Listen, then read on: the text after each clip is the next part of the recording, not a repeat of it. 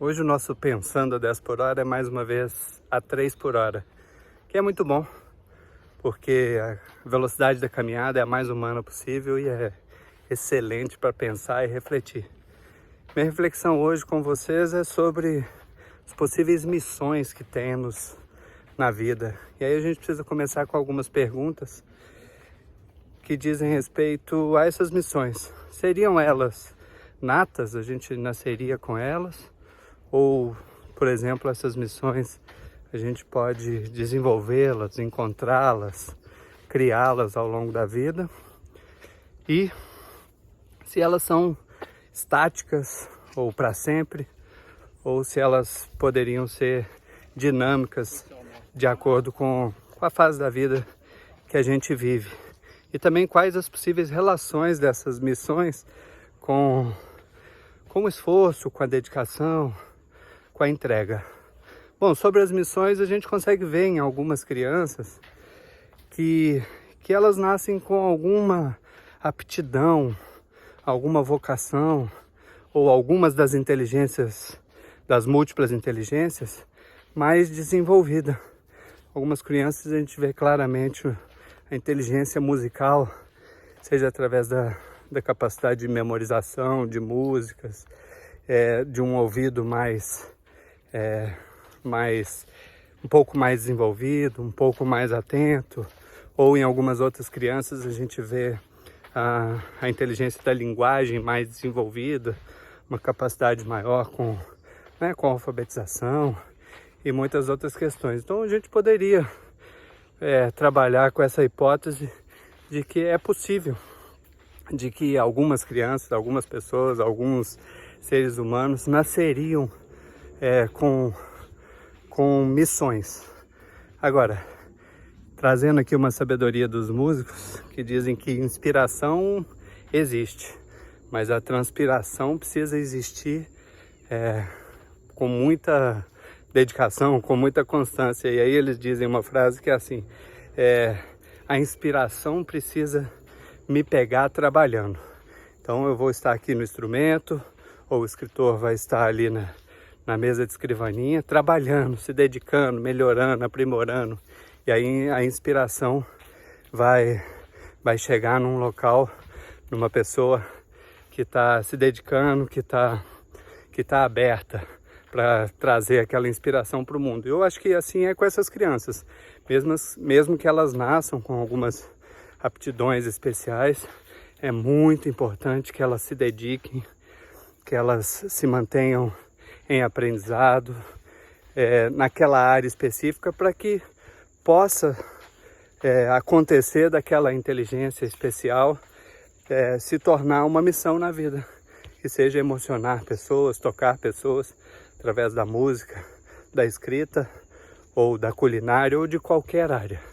Agora, observando outras pessoas, é possível que a gente chegue à conclusão também que a gente pode desenvolver missões. Ao longo da vida, inclusive, a gente vai mudando essas possíveis missões. E aí a gente vê que algumas pessoas, em algum momento, uma criança, um jovem, um adolescente, para nós que trabalhamos na educação, a gente consegue ver isso com clareza. Aquele momento que aquele adolescente conhece uma determinada área e aquilo ali faz brilhar os olhos dele, e aí ele passa a se dedicar, passa a aprender mais, passa a ficar tempo em contato com aquela área específica. E aí muitos desses adolescentes organizam a sua vida em função dessa descoberta, dessa missão. Hoje a gente vê muitas pessoas que encontram missões, sejam no seu trabalho, como dentista, como padeiro, como artista, como gestor, como político, pessoas que cuidam de animais, pessoas que fazem suco verde, pessoas que conectam a alimentação à questão da reforma agrária, e por aí vai. São as micro-militâncias, né? E que, claro, essas militâncias se conectam ao todo. Agora, para falar em missão, acho que a gente tem que falar também em meritocracia ou em esforço e dedicação. Primeiro, aquele conceito que muitos acreditam de meritocracia, ele é bastante frágil, né? A ideia de que se eu me esforçar, muito na área que eu escolher, eu vou conseguir o que eu desejar. E esse conceito, essa ideia, né? Ela tem duas grandes fragilidades. A primeira delas é que nem sempre, se eu me dedicar numa área que de repente eu não tenho muita aptidão, que de repente eu não tenho muita facilidade. Eu, por exemplo, Júlio, tenho algumas aptidões, facilidades, inteligências mais ligadas às relações interpessoais, às linguagens. Agora, com música, toco violão há quase 30 anos. Só sei 5 músicas, desafino, perco o ritmo, tenho a memória péssima, meu ouvido é bastante frágil para música, mas continuo aberto, gosto muito, continuo desenvolvendo. Mas imagina que se eu tivesse colocado para mim mesmo uma meta, uma missão de ser músico. Acho que eu teria muita dificuldade ao longo da vida. Esse é um primeiro ponto. Nem sempre aquela área que você escolhe é uma área que possivelmente você vai se dar bem. E o segundo ponto sobre a meritocracia é que é óbvio que ela depende, o seu esforço, por maior que seja, depende do coletivo que você faz parte. Então, algumas pessoas, por exemplo, que moram em países que têm saúde pública de alta qualidade, têm educação pública de alta qualidade, países que são muito seguros, que têm música nas praças, transporte público de alta qualidade, que as famílias são apoiadas pelo governo em termos de psicologia e muitas outras questões. Ou seja, nesse ambiente é muito mais propício, existe uma chance muito maior da gente conseguir que as pessoas se desenvolvam, aprendam, encontrem uma profissão, que sejam apaixonados, que considerem as suas missões. E ainda dentro dessa segunda fragilidade, a gente tem que entender que por mais esforço que a gente faça, dedicação, o cuidado, o carinho que a gente cuida lá da nossa fazendinha, ou que a gente cuida da nossa padaria, imagina se começasse uma guerra aqui no Brasil. Daí alguns meses as fazendas seriam bombardeadas, a distribuição de água, de energia, a gente teria que morar nos bunkers, ou seja, o seu esforço, o que eu quero trazer com esse exemplo, que o esforço individual ele está intimamente conectado ao coletivo, seja as coisas positivas, né? Um ambiente propício, como eu já mencionei anteriormente, um ambiente que estimula, que dá condições, seja um ambiente que destrói sonhos e que desestimula e que puxa para baixo as pessoas, como seria um ambiente de guerra. Então, como vemos, esse conceito de meritocracia, ele é bastante frágil. Agora, eu, pessoalmente, acredito muito no esforço, na dedicação, na entrega, no aprendizado constante. Eu, pessoalmente, tenho como uma espécie de missão na vida, que ela é ao mesmo tempo individual e coletiva. Individual de sair dessa vida um pouquinho melhor do que eu cheguei. Sou cheio de incompletudes, fragilidades, dragõezinhos internos, de sombras. Tenho muito a melhorar e preciso fazer um esforço enorme, porque esse tipo de conquista, ela vem com os anos, ela vem com o esforço, né? Eu, por exemplo, era muito tímido. E do dia que eu diagnostiquei mesmo essa timidez e que me fiz o propósito de me transformar, eu gastei no mínimo 10 anos.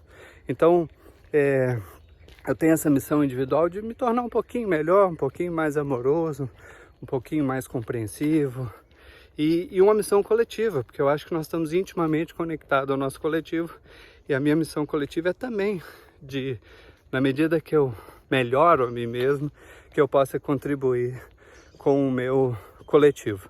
Certa vez eu estava fazendo faculdade, fazia o curso de turismo, e aí eu queria trancar o curso, porque eu quis Na época eu queria fazer ou História ou Ciências Sociais, já estava no meio do curso. E aí minha mãe me ouviu, muito sábia, e aí ela colocou um livro. Um dia eu saí, na hora que eu cheguei tinha um livro na minha cabeceira, que é o Sem Tesão Não Há Solução, de não sei se é psicólogo ou psicanalista, que é o Roberto Freire, que desenvolveu a somaterapia, e ele dizia sobre o tesão que temos que ter na vida, a postura diante da vida, de engolir a vida, de aprender com a vida e de achar profissões, dedicações que a gente realmente seja apaixonado e que essas dedicações, essas possíveis missões, elas também podem ir mudando e elas devem ir mudando ao longo da vida, porque a vida é dinâmica. E aí, depois de eu ler esse livro, fiquei maravilhado, sentei para conversar com minha mãe, ela falou, faz o seguinte, faz o vestibular para outra área que você quer, mas mantém o curso de turismo. E fiz o vestibular no final do ano, não passei, continuei a fazer o curso de turismo e fui muito feliz, sou muito feliz como turismólogo na área de gestão pública, aprendo muito, é uma área que me ensina muito. Pois bem, finalizando, acho que é possível que a gente nasça com algumas vocações, algumas inteligências, e é importante que a gente tenha uma capacidade de escuta interna muito grande, já falei disso em outros momentos. Acho também que a gente pode escolher e desenvolver as nossas missões, e para finalizar, acho que é muito importante que a gente se dedique a isso, porque o que a gente vê de pessoas no cotidiano que são automatizadas, levam a vida meio como zumbi, acabam se tornando apertadores de parafuso. O importante é bater o ponto no horário e depois do trabalho tem o happy hour, né? Como se o trabalho fosse a sad hour, né? A hora triste, e logo em seguida você tem a happy hour. Pessoas que acabam utilizando a segunda a sexta para sonhar com o final de semana, onde apenas no final de semana serão felizes, ou que passam 10, 11 meses planejando as férias, porque somente ali serão felizes. E claro, de novo, essas missões, esses sonhos não dependem somente da pessoa, mas também do coletivo. Mas acho eu que a pessoa tem que se dedicar a encontrá-las e se dedicar a achar um caminho para essas missões no mundo. E aí é preciso muita paciência, muita dedicação e muita coragem também.